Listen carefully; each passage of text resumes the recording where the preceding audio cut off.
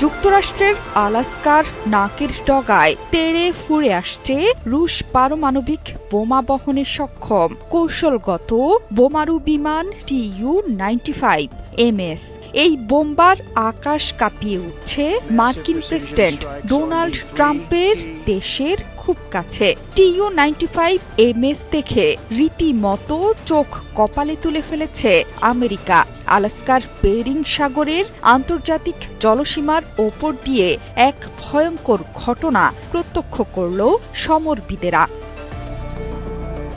বৃহস্পতিবার এই ঘটনা নিয়ে তড়িৎ গতিতে বিবৃতি দিয়েছে উত্তর আমেরিকান অ্যারোস্পেস ডিফেন্স কমান্ড। মার্কিন যুক্তরাষ্ট্র এবং কানাডিয়ান প্রতিরক্ষা সংস্থার বিবৃতিতে বলা হয়েছে, আলাস্কার অদূরে বিমান প্রতিরক্ষা শনাক্তকরণ অঞ্চলে একাধিক রুশ সামরিক বিমান শনাক্ত করেছে নোরাড। রুশ TU-95MS বোমারু বিমানের সাথে ছিল দুটো SU-35 এবং একটি A-50 নজরদারি বিমান। আলাস্কার বিমান প্রতিরক্ষা শনাক্তকরণ অঞ্চলে রাশিয়ার শক্তিশালী এসব বিমান শনাক্ত করেছে নোরাড।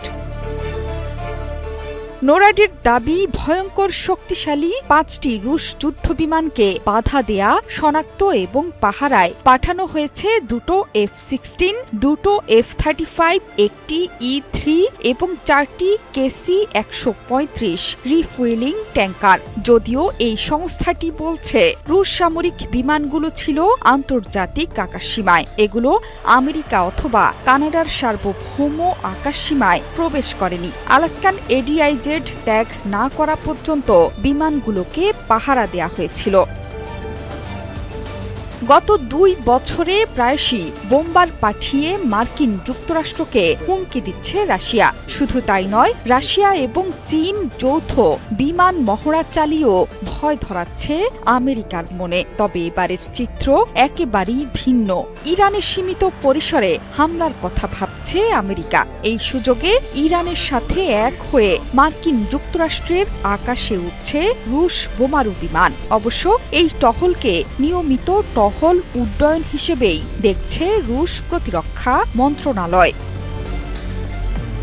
শুধু তাই নয়, হরমুজ প্রণালীতেও জাহাজ পাঠিয়ে দিয়েছেন রুশ প্রেসিডেন্ট ভ্লাদিমির পুতিন এবং চীনের প্রেসিডেন্ট শি জিনপিং। সেখানে রাশিয়ার সাথে সরাসরি মহড়া চালিয়েছে তেহরান। এবার রাশিয়াও মনে প্রাণে চাইছে পশ্চিমাদের শক্তি ভেঙে গুঁড়িয়ে দিতে। সেই সুযোগ এখন পুতিন বাহিনীর সামনে। মধ্যপ্রাচ্যে মার্কিন সামরিক সম্পদ লক্ষ্য করে ছুটে আসছে একের পর এক রুশ এবং ইরানি মিসাইল। সেই দৃশ্য দেখার অপেক্ষায় পশ্চিমা বিরোধী দেশগুলো। মনে হচ্ছে সেই দিন আর বেশি দূরেও নেই। মাত্র 10 দিনের আল্টিমেটাম দিয়ে রেখেছে আমেরিকা।